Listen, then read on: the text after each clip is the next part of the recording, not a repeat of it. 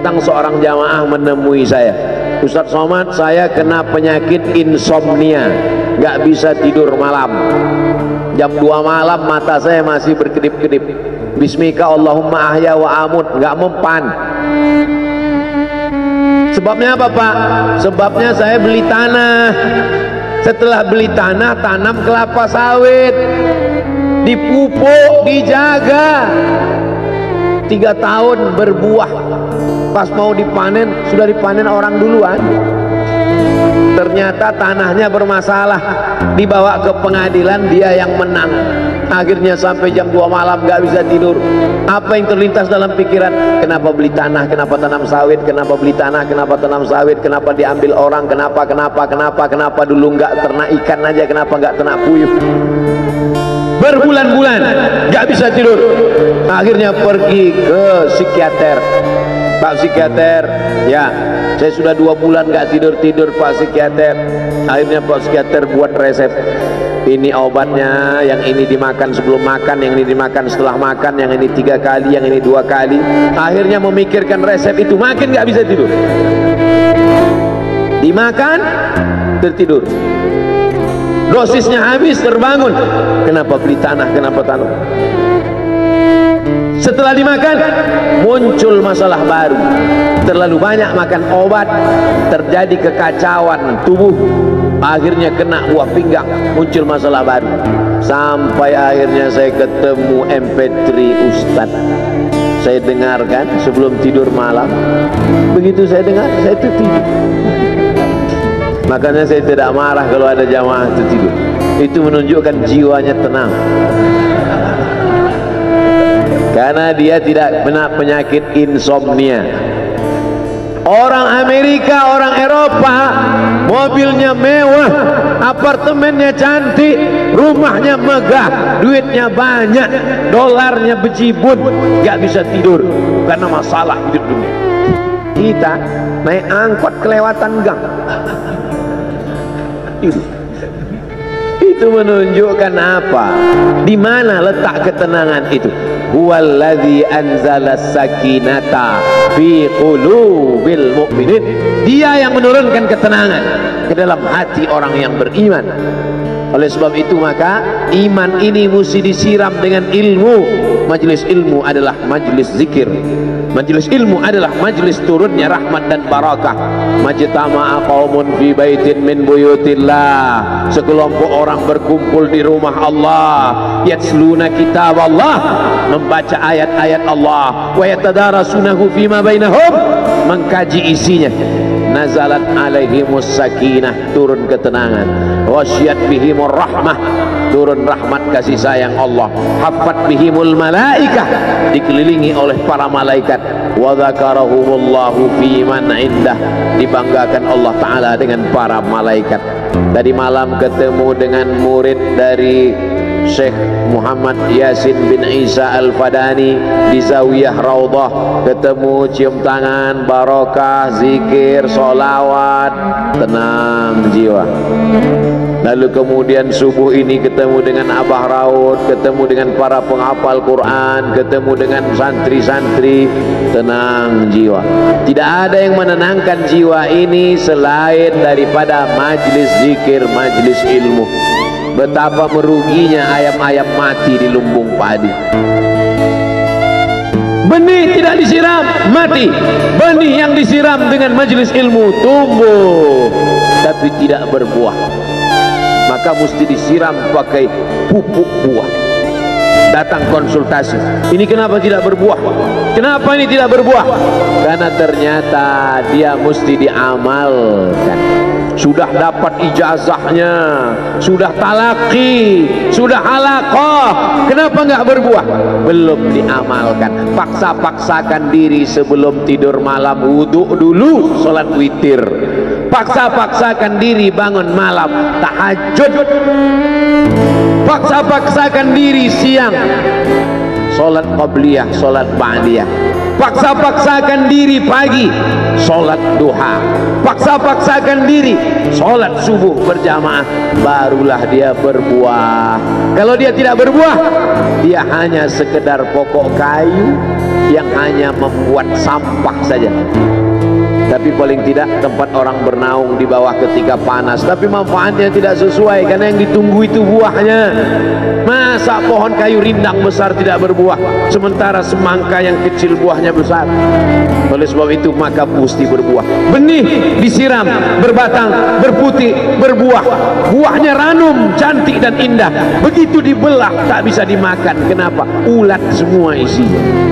Oleh sebab itu mesti dijaga. Benihnya disiram. Apa yang bisa menjaga ini? Diprotek dia. Kenapa apel tidak dimakan ulat?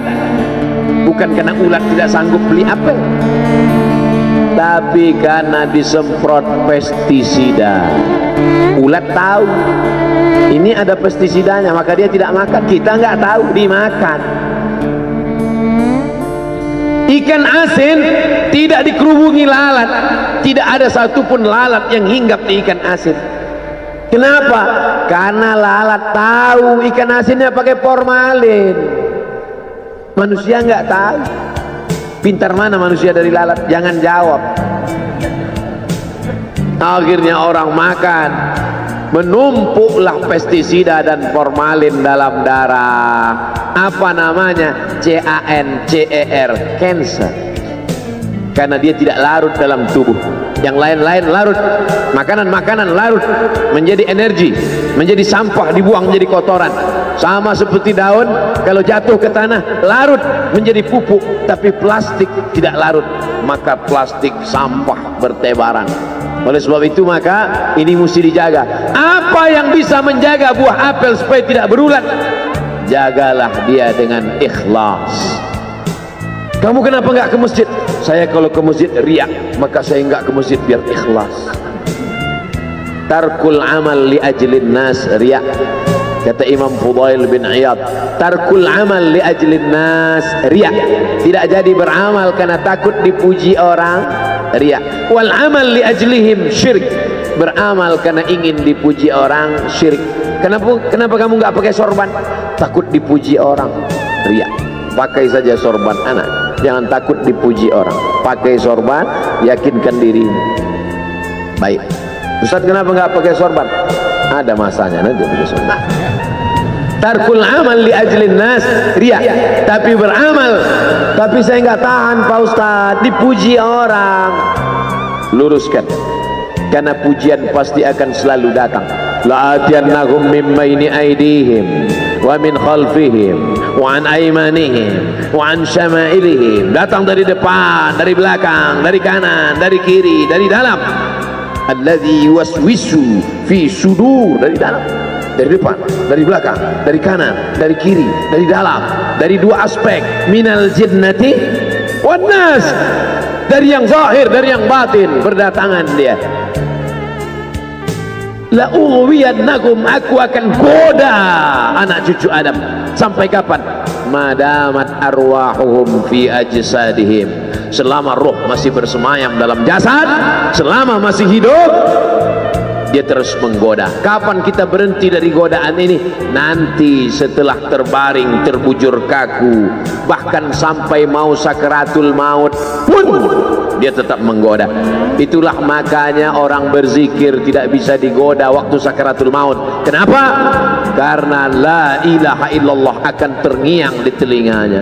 Subhanallah walhamdulillah wa la ilaha illallah wallahu akbar. Subhanallah walhamdulillah wa la ilaha illallah wallahu akbar. Kalau itu diucapkan sekali, 10 kali, 100 kali, 1000 kali, terngiang dia di telinga kita. Bahkan ketika kita mau tidur malam pun terngiang dia. Bahkan ketika kita mengigau di tengah malam pun itu yang terngiang. Maka saat mau sakaratul maut pun itu juga yang akan datang. Apa yang kau ucapkan, apa yang kau dengar, apa yang kau pikirkan,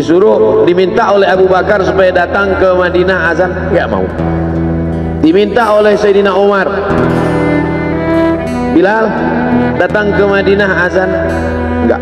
Sampai akhirnya datang Sayyidina Al-Husain. Kata Sayyidina Al-Husain, datanglah. Bilal datang. Datang Bilal dari Damaskus ke kota Madinah dan dia azan. Azannya tidak selesai. Kenapa tidak selesai? Karena dia merasakan kalau dia azan bahwa nanti yang jadi imam Rasulullah. Dan ternyata perasaan itu sama bagi orang Madinah. Orang Madinah mendengar suara itu dulu lama sekali, dulu 3-5 tahun yang lalu. Dan kalau sudah suara itu terdengar, pasti nanti imamnya adalah Rasulullah. Ramai mereka datang, ramai mereka datang. Luar biasa ini azan, kata mereka. Karena kalau sudah azan ini yang pasti nanti imamnya.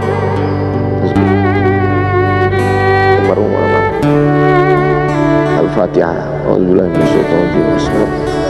Alhamdulillahirrahmanirrahim. Ar-Rahmanir-Rahim. Maliki yaumiddin. Iyyaka na'budu wa iyyaka nasta'in. Ihdinas siratal mustaqim. Siratal ladzina an'amta 'alaihim ghairil maghdubi 'alaihim waladdallin. Amin. Allahumma ighfir lahu warhamhu wa'afihi wa'fu anhu wa akrim nuzulahu wa wasi' madkhalahu waghsilhu bil ma'i wal thalji wal barad wa naqqihi minal khataaya kama yunqqa ath-thawbul abyadu minad danas wa abdilhu daran khairan min darihi wa ahlan khairan min ahlihi wa qihi min fitnatil qabri wa 'adzabil nar. اللهم لا تحرمنا أجره ولا تفتنا بعده واغفر لنا وله ولإخواننا الذين سبقونا بالإيمان ولا تجعل في قلوبنا غلا للذين آمنوا ربنا إنك رؤوف رحيم. اللهم اجعل أهله وتلامذته وطلابه من الصابرين الذين إذا أصابتهم مصيبة قالوا إنا لله وإنا إليه راجعون. اللهم اجعل أبناءه وبناته من الصالحين والصالحات واحفظهم من كل سوء وشر. اللهم اجعل هذا المعهد الذكر معهدا عظيما مباركا تخرج منه الطلاب والطالبات من المجاهدين والمجاهدات في سبيلك بأموالهم وأنفسهم. اللهم احفظهم من الظلمات، اللهم أخرجهم من الظلمات إلى النور. اللهم وفقنا لما تحبه وترضاه. اللهم اجعل أبناءنا وبناتنا من حفاظ القرآن والحافظات.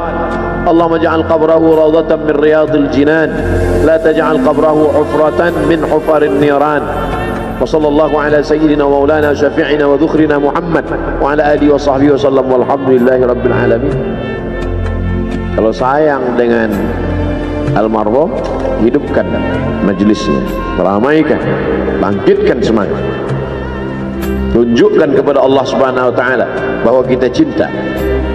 Sab'atun yudhilluhumullah, 7 orang yang dapat naungan yauma la illa dhilluh, hari itu tak ada naungan kecuali naungan Allah.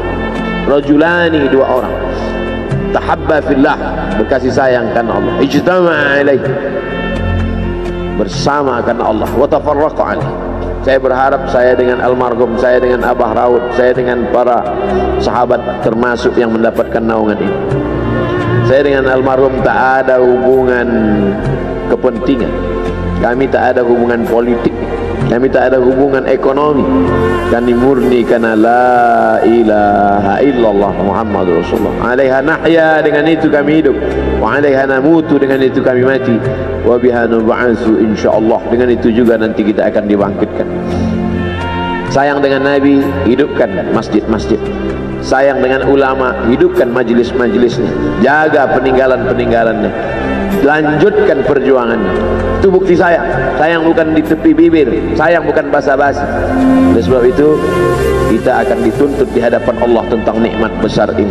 Mudah-mudahan kita lulus ujian dunia, ujian akhirat. Amin ya rabbal alamin. Terima kasih segala perhatian. Mohon maaf segala kesilapan dan kekhilafan. Jangan lupa salat sunat isyraq 2 rakaat. Terima kasih. Wassalamualaikum warahmatullahi wabarakatuh.